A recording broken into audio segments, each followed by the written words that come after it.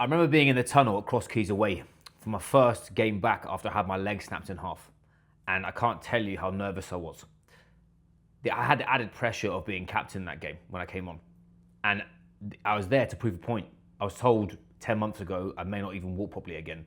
And here I was about to get back into my professional rugby contract, reignite my dreams and go on to push myself physically as an athlete. But through that piece of the puzzle, I've had huge reflections on the actual leadership process of that. And what I'm going to do today is teach you about what's happened over my process, the people that I've worked with over the last 18 years of elite sport, business, and human performance, and how that can affect your leadership skills and show you why you are struggling with whether it's overwhelm, you can't maintain your current behavior, and or you get to that precious moment you know that you need to deliver, and for some reason you just can't get it over the line. There's three things that most executives, business owners, or CEOs especially have inside of their process as why they're actually either vulnerable, volatile, or they struggle. First one is they focus everything on tactics. They think more tactics, more strategy, more systems, more is the only answer for their development. Next, they look for perfection.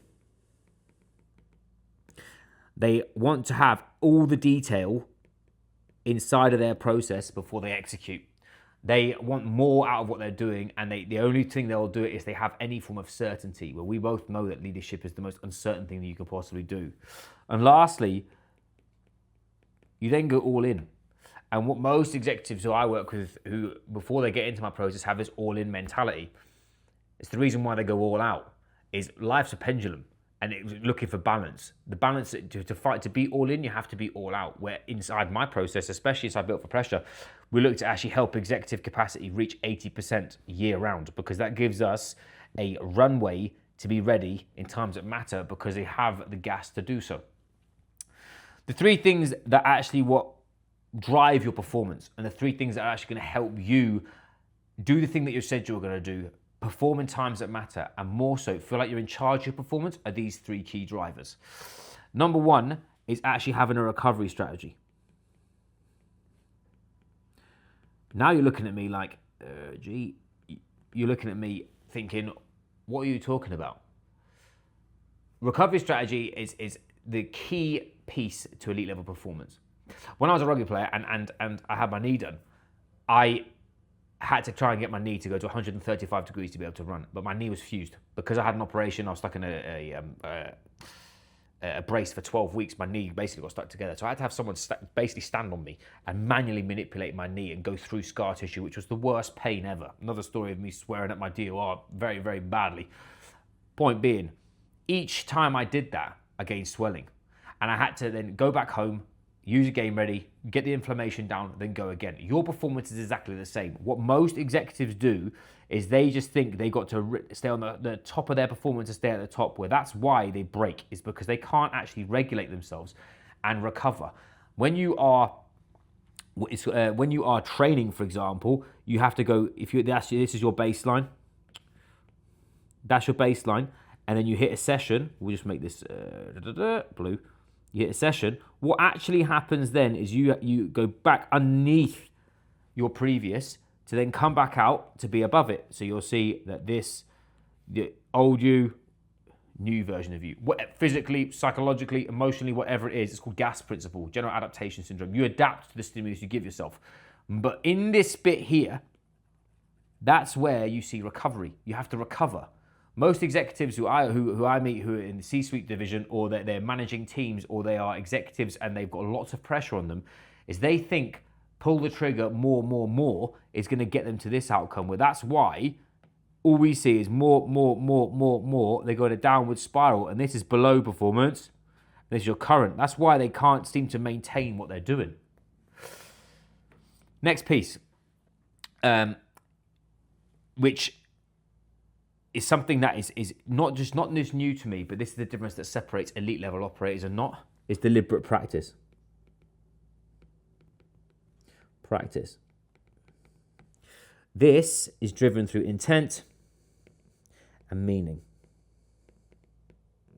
People would see that they'll talk around performance being it's one in the boring and that kind of stuff. This is what that means, is that big, high, audacious pieces of your behavior, your all-in piece around your process, the stuff you see on social media, that's not what makes you perform at your best. What makes you perform at your best is the boring shit that no one else is willing to do on a continual basis. How many 7 days a week, hydrate, supplements, sunlight, caffeinate, work, then go on your phone?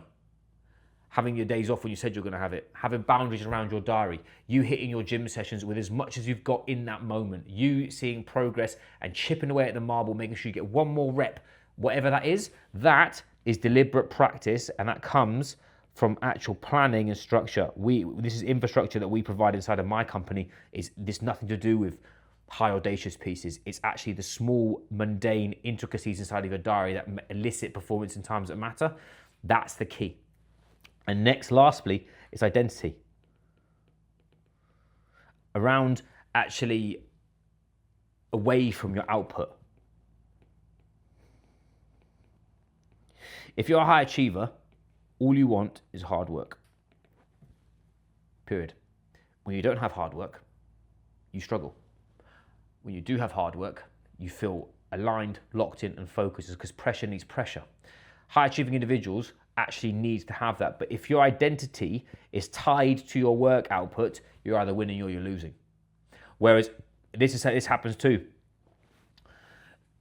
Talk to myself as a rugby player, which now I'm no longer, but now I do jiu-jitsu, fighting with my dad and all that kind of stuff. As a rugby player, this was rugby. Here, me. It was deep. Whereas actually, now my identity is this. Dad, husband, business owner. Then it goes to athlete. Then it goes to friend. Then it goes to son. And this bit here, the depth of this is the level of behavior to meet that outcome. It's called a narrow identity. If you guys read Steve Magnus's books, you guys are into resilience and high performance, that he is the guy. He talks around having a broad identity or a narrow identity. A narrow identity means sharp and focused, and that means that only thing that matters is that end outcome.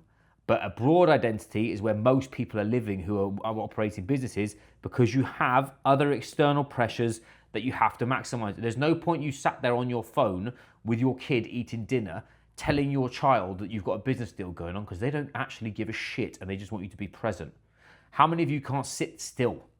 That's the number, or where your head's supposed to be, and your hands and your body, because all you're doing is future thinking, and then suddenly you get to the end and you're unsatisfied, or you hit the goal and you just fucking stretch it because you're bored. That's another thing that happens. So inside of our process there, these are the three drivers that most aspirational elite level performers struggle with. Is they struggle to build this into their process. And inside Built for Pressure, we have built, this is our executive performance pathway. Those that have been wondering how Built for Pressure works, it works in key 4 phases. These 4 phases are around 24 weeks long, and we work with customers that are between 2 years and 4 years currently, because it's an upward staircase of elite level performance. We stabilize, we expand, we then optimize, and we govern. In those processes, to start with, when we work with an executive, we work on 3 key drivers: sleep stability, stress management, and recovery-based practice. Those 3 things, simple drivers done at a deliberate and elite level standard, are going to increase your capacity to the next bit, which is expanding your capacity, expanding your physical, psychological, and professional capacity to tolerate more work. Then we then become more hyper-focused around physical development. We then become more hyper-focused around nutritional intervention. We then actually start dialing in on environmental bottlenecks inside of your process that can help with your energy, bandwidth, and clarity, generally speaking, across the board. We then go into the optimization phase. So once you've expanded your capacity, we then go into an optimization phase where we work on cognitive performance, clear decision making, and precision inside of your peak performance drivers. Peak performance drivers are these pieces here at a higher standard, at a higher frequency. You come into my process and you haven't eaten 2 grams of protein ever. We're not going to try and optimize your current diet, because your current diet isn't good enough. Whereas then we need to stabilize you and expand that level of practice, of capacity and energy to then be able to optimize it. We then actually have a govern phase. And a govern phase is a stability phase. You can't just build on a linear basis and think that you're going to hold this position. Think of this from a bodyweight standpoint. How many of you have lost 5 kilos and then put 6 back on? It's because you've pushed yourself all the way to the end, and then you've just gone back to old behaviors and gone back to baseline. That's what happens inside of the high performance space, is you can't maintain what you're doing. We build you up. We then govern what you've got, which is actually your standard autonomy. So how integrated into your process without effort is it? And then actually how consistent you are. The most boring answer of high performance is just have consistency. Everyone fucking knows about consistency and they know that. But why aren't they doing it? It's because actually it's got friction inside of your process and you haven't got the infrastructure. This performance pathway is based on a 24-week cycle on purpose, because once you go to here, we go back to the front and then we stabilize you at this standard, which means by default, you, instead of you being down here, are now operating up here. We then go back to that position and we do it again. This high performance is like peeling an onion. Once you take away one layer, there's 3 more to play at, but that you're playing at a higher frequency. And those that I work with are as if they're climbing Everest. The higher the mountain, the thinner the air, the less people are up there, and the more that your deliberate practice matters.